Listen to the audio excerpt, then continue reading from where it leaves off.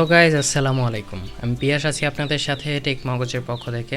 হাজির হয়ে গেলাম আপনাদের সামনে নতুন একটি স্মার্টফোনকে নিয়ে। আজকে যে স্মার্টফোনটি রিভিউ করব সেটি হচ্ছে টেকনো স্পার্ক 7T। এই ফোনটি রিসেন্টলি লঞ্চ হয়েছে ইন্ডিয়াতে। সো আজকে আমরা এই ফোনটি রিভিউ করব। যারা আমাদের চ্যানেলে নতুন আছেন প্লিজ চ্যানেলটি সাবস্ক্রাইব করে নেবেন। সো চলুন ভিডিওটি শুরু করি। প্রথমে আসি ফোনটির আনবক্সিংয়ে। আনবক্সিং করার সাথে সাথে আমরা পেয়ে যাচ্ছি স্পার্ক 7T ফোনটি। এরপরে থাকছে কিছু ইউজার ম্যানুয়াল গাইড, তারপরে একটি প্রোটেক্টিভ কেস পাচ্ছি আমরা। এটি হচ্ছে প্লাস্টিকের কেস, হার্ড কেস একদম। এরপরে পাচ্ছি আমরা একটি সিম ইজেক্টর পিন এবং একটি মাইক্রো ইউএসবি কেবল এবং 10 ওয়াটের একটি চার্জার পাচ্ছি আমরা বক্সের ভেতরে। ফোনটির লুকস এবং ডিজাইনের কথা বলতে গেলে ফোনটির লুকস এবং ডিজাইন ছিল খুবই সুন্দর। পেছনে ব্যবহার করা হয়েছে প্লাস্টিক এবং বডিও দেওয়া হয়েছে প্লাস্টিকের। পেছনে টেক্সচার ডিজাইন দেওয়া হয়েছে এবং ফোনটির এই ডিজাইনটি সত্যি খুব ইউনিক টাইপের লাগছিল আমার কাছে। ফোনটির ক্যামেরা বামটিও অতটা বড় ছিল না এবং ক্যামেরা বামের ওপরেও আরও সিলভার টাইপের একটি কালার দিয়ে আরও সুন্দর করে ফুটিয়ে তোলা হয়েছে। সো এক কথায় বলতে গেলে ফোনটির ডিজাইন সত্যি অনেক সুন্দর। ফোনটিতে 9.52 মিলিমিটারের থিকনেস দেওয়া হয়েছে এবং এই ফোনটি প্রায় 200 গ্রামের মতো ওজন। ফোনটি আপনারা 3টি কালারে মার্কেটে অ্যাভেলেবেল পাবেন, সেটা হচ্ছে ব্ল্যাক কালার, ব্লু কালার এবং অরেঞ্জ এবং ব্লু এর মধ্যে একটি কালার। বাটন এবং পোর্টসের কথা বলতে গেলে ফোনটির নিচে পাচ্ছেন আপনারা একটি মাইক্রোফোন, মাইক্রো ইউএসবি পোর্ট এবং 3.5 মিলিমিটার হেডফোন জ্যাক। ফোনটির লেফট সাইডে পাচ্ছেন একটি সিম ট্রে। ফোনটির ওপরে কিছুই দেওয়া হয় নাই। ফোনটির রাইট সাইডে পাচ্ছেন volume up and down button এবং একটি পাওয়ার বাটন। ফোনটির পেছনে পাচ্ছেন আপনারা ফিজিক্যাল ফিঙ্গারপ্রিন্ট সেন্সর। এখানে ফিজিক্যাল ফিঙ্গারপ্রিন্ট সেন্সরই ব্যবহার করা হয়েছে। ফোনটিতে ডেডিকেটেড সিম কার্ড ট্রে ব্যবহার করা হয়েছে, যেটিতে আপনারা 2টি সিম এবং একটি মেমোরি কার্ড ব্যবহার করতে পারবেন। ফোনটির ফিঙ্গারপ্রিন্ট স্ক্যানার এবং ফেস আনলকটি ছিল যথেষ্ট ফাস্ট এবং অ্যাকুরেট। ফোনটিতে ডিসপ্লে সেকশনে আপনারা পাচ্ছেন 6.52 ইঞ্চির HD+ IPS ডিসপ্লে এবং এই ডিসপ্লেটি স্ক্রিন টু বডি রেশিও দেওয়া হয়েছে 90.34% এবং এই ডিসপ্লেটিতে ব্রাইটনেস ব্যবহার করা হয়েছে 480 নিটসের ব্রাইটনেস, যেটিতে আপনারা রোদের মধ্যে ব্যবহার করলেও কোনো রকম সমস্যা হবে না স্ক্রিনটি দেখতে। এই ডিসপ্লেটির চিন এবং ব্যাজেলের পরিমাণ ছিল অ্যাভারেজ টাইপের। ওয়াটার ডট নচ ব্যবহার করা হয়েছে ফোনটির ডিসপ্লের ওপরের দিকে। ফোনটির মাল্টিমিডিয়া এক্সপিরিয়েন্স ছিল অসাধারণ। ফোনটিতে আমরা অনেকগুলো ভিডিও দেখেছি, সবগুলোতে ন্যাচারাল কালার প্রডিউস করছিল। IPS ডিসপ্লে হওয়ার পরেও কিন্তু এখানে HD+ ডিসপ্লে পাচ্ছেন আপনারা। সো এই কারণে ভিডিওগুলো দেখতে অনেক সুন্দর লাগছিল।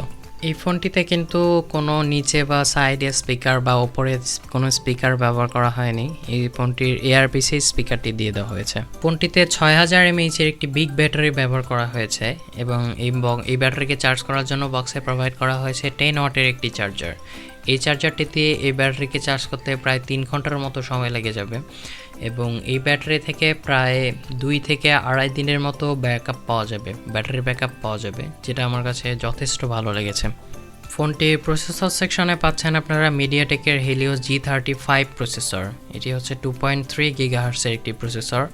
এই ফোনটি আপনারা একটি ভেরিয়েন্টে মার্কেটে অ্যাভেলেবেল পাবেন, সেটি হচ্ছে 464 GB ভেরিয়েন্ট। ফোনটিতে র্যাম সেকশনে ব্যবহার করা হয়েছে DDR4X র্যাম এবং স্টোরেজ সেকশনে পাচ্ছেন eMMC 5.1। এই প্রসেসরটি এই ফোনটিতে প্রায় 1 লাখের মতো স্কোর করেছে। এই প্রসেসরটি দিয়ে আপনারা প্রায় সবগুলো গেমই খেলতে পারবেন। আমরা কল অফ ডিউটি, পাবজি সবগুলাই ট্রাই করেছি। লো গ্রাফিক্স এবং লো ফ্রেম রেটে খেলা যাচ্ছিল সবগুলো খুব স্মুথলি। লো ফ্রেম রেটে খেললে কোনো রকম ল্যাগিংয়ের দেখা পাইনি আমরা। সো এক কথায় বলতে গেলে যে এই ফোনটি দিয়ে আপনারা যদি গেমিং করতে চান তাহলে আপনাদেরকে খুব লো গ্রাফিক্স এবং লো ফ্রেম রেটেই খেলতে হবে। তাছাড়া যদি মিডিয়াম বা হাই গ্রাফিক্সে খেলতে চান খেলা যাবে, বাট আপনারা ওইভাবে খেলতে পারবেন না। প্রচুর ফ্রেম ড্রপ করবে এবং প্রচুর ল্যাগিংয়ের দেখা পাবেন। এই ফোনটিতে আউট অফ দ্য বক্স আপনারা পাচ্ছেন Android 11 এবং iOS 7.6। এই ইউআইটি ছিল মোটামুটি ফাস্ট এবং অ্যাকুরেট। অতটা লোড না দিলে তেমন একটা সমস্যা হবে না। সিম্পল ইউজে বা ডে টু ডে ইউজে খুব স্মুথলি চলে যাচ্ছিল। অ্যাপ ওপেনিং ক্লোজিং থেকে শুরু করে সব কিছুই খুব স্মুথলি চলছিল। যতক্ষণ না আপনারা এতে অনেকগুলো অ্যাপস ওপেন করছেন বা হেভি ইউজ করছেন ততক্ষণ এই ইউআইটি খুব স্মুথলি চলবে। যখন আপনারা হেভি ইউজ করবেন তখন কিছুটা ল্যাগিংয়ের দেখা পাবেন। ফোনটিতে ব্যবহার করা হয়েছে dual camera setup. So main camera হিসেবে ব্যবহার করা হয়েছে 48 মেগাপিক্সেলের একটি ক্যামেরা যার অ্যাপারচার f1.8 এবং এআই একটি ক্যামেরা দেওয়া হয়েছে যার অ্যাপারচার 2.0। এই এআই ক্যামেরাটি কত মেগাপিক্সেলের তা সঠিক জানতে পারিনি এবং 8 মেগাপিক্সেলের একটি ফ্রন্ট ক্যামেরা ব্যবহার করা হয়েছে। ফোনটির ক্যামেরা কোয়ালিটি ছিল খুবই ভালো। ফোনটি দিয়ে আমরা অনেকগুলো ছবি তুলেছি এবং সবগুলো ছবিতে ডাইনামিক রেঞ্জ পাচ্ছিলাম ভালো এবং ডিটেলস পাচ্ছিলাম। সো এই ফোনটি এই প্রাইজে যে ক্যামেরা দিয়েছে এটা এক কথায় বলা যায় অনেক ভালো ক্যামেরা।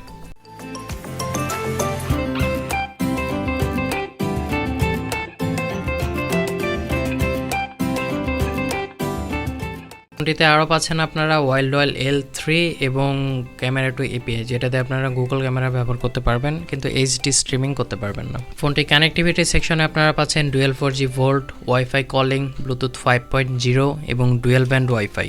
সো আমরা যদি এই ফোনটিকে অন্যান্য ফোনগুলোর সাথে কম্পেয়ার করি যেগুলো সেম প্রাইস, যেমন হচ্ছে রেডমি 9, রিয়েলমি C21, সো এখানে আমরা দেখতে পাচ্ছি যে হেলিও 35 G35 প্রসেসরটি কিন্তু সবগুলোতেই ব্যবহার করা হয়েছে এবং এই প্রাইজে সবগুলো ফোনে কিন্তু এই প্রসেসরই সাজেস্ট করছে আপনাদেরকে, এই প্রসেসরই অফার করছে।